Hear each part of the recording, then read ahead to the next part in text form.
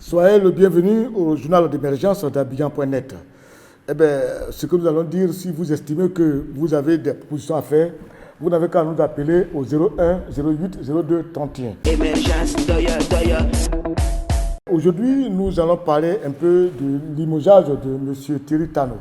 Des gens me disent que oui, M. Alassane Ouattara a le droit de travailler avec qui il veut.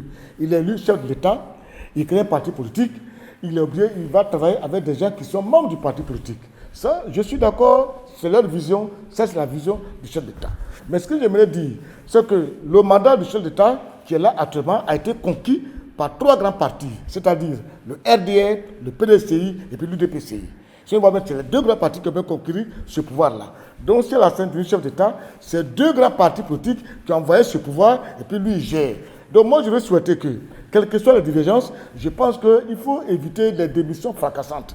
Il faut éviter parce que le PDCI a aussi son pied dans la victoire, dans le pouvoir de Alassane Ouattara. Parce que le PDCI a contribué à l'élection de Alassane Ouattara, que ce soit au premier mandat comme au deuxième mandat. Et ça, c'est une réalité.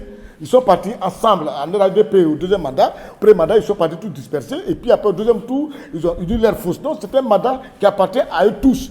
Donc, au moins, que si le mandat maintenant actuel, que ça arrive à aspiration, et que maintenant le chef d'État, Alassane Ouattara, va encore un troisième mandat, ou alors quelqu'un gagne un autre mandat sans l'apport du PDCI et de l'UDPCI, là on peut dire c'est mon pouvoir. À partir du moment où le pouvoir a été conquis par les deux partis, eh bien, il faut que les deux partis gèrent cela jusqu'à la fin. J'aime pas les choses fracassantes, c'est pas bien pour l'image du pays et puis c'est pas bien pour la Côte d'Ivoire. Parce que nous sommes en train de partir vers 2020, j'aime pas les situations conflictuelles. Aujourd'hui, les deux parlent pour dire que Thierry Tano a été chassé du gouvernement. D'autres, Thierry Tano, ont dit aussi qu'il a démissionné. Il a été limogé. Non. Thierry Tano n'a pas démissionné. Thierry Tano n'a pas été limogé. Mais on l'a poussé à la démission. Parce que toutes les réunions du RHDP, Thierry Tano n'avait eu le temps pour assister. Il ne fait qu'assister aux réunions du PDCI et donc il avait un choix à faire. On lui a dit, bientôt on va créer le RHDP. Soit tu es PDCI ou bien tu es chez nous. Tu n'es pas au RHDP, eh bien il faut quitter. Donc, Thierry n'a pas démissionné, ils l'ont plutôt poussé à la démission. Faut pas se voir qu'on l'a chassé, on ne l'a pas chassé, mais plutôt on l'a poussé à la démission. Et donc, le fait qu'il a été poussé à la démission, c'est pour ça qu'il a démissionné. Et je vous dis que c'est comme ça que, vous savez, on est en Côte d'Ivoire, il faut faire très attention à certaines choses un peu. Mais je demande à tous les deux camps d'aller un peu doucement. Parce que, à force de chasser des gens qui marchent avec un tel, on a tous des problèmes. On a eu par exemple la réaction de Kakabé. Regardez par exemple le niveau de Kakabé.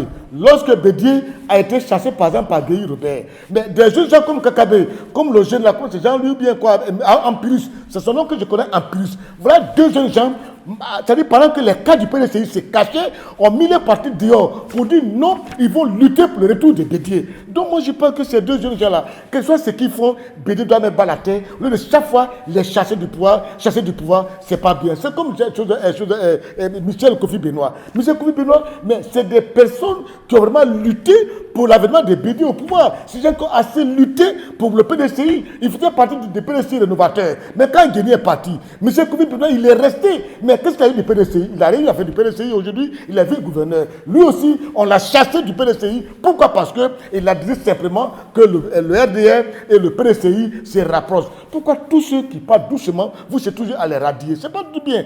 Kabelu n'a pas été radié, c'est vrai, mais on a pu donner ça à la caution du PDCI pour qu'il soit réélu député. Donc la fin dans son coin, il subit, malgré que le petit ait lutté pour eux, mais aujourd'hui il subit. Ces choses, il faut faire très attention.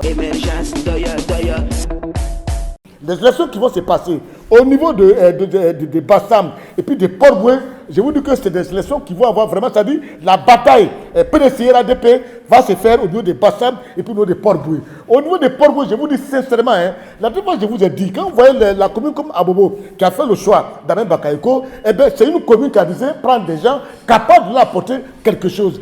Prendre des gens capables de les aider à subvenir à leurs besoins. Aujourd'hui, ils ont besoin de gens capables d'envoyer des solutions. C'est comme au niveau de Port-Boué. Port-Boué, c'est vrai que Ebou est à Port-Boué. Il est à Port-Boué avec eux. Le papa de Mou était à Port-Boué. Mais aujourd'hui, les habitants de Port-Boué, ils font des calculs.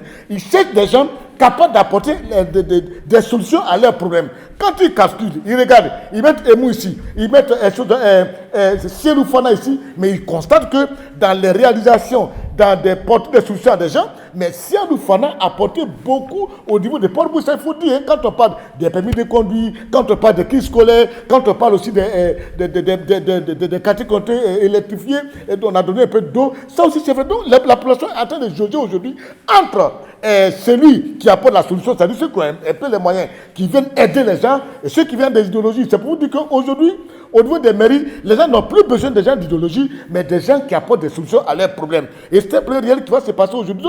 Alors très doucement, c'est au niveau du Guémon que mon ami Miabri, j'ai conseillé ces derniers temps, je l'ai vu, peut-être il a senti que peut-être il était en mauvaise position, il est allé se rallier au RDP. Moi, ça m'a surpris quand j'ai vu dans les journaux, Miabri est en train de se rallier au RDP, et je me dis que Oulay Priva, il est toujours dans sa position. Donc au niveau du Guémon, je vous dis sincèrement, il y a aussi une bataille.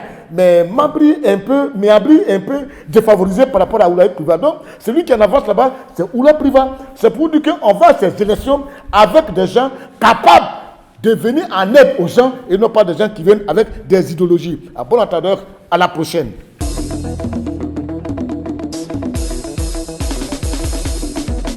Émergence, doya, émergence, doya, émergence, doya.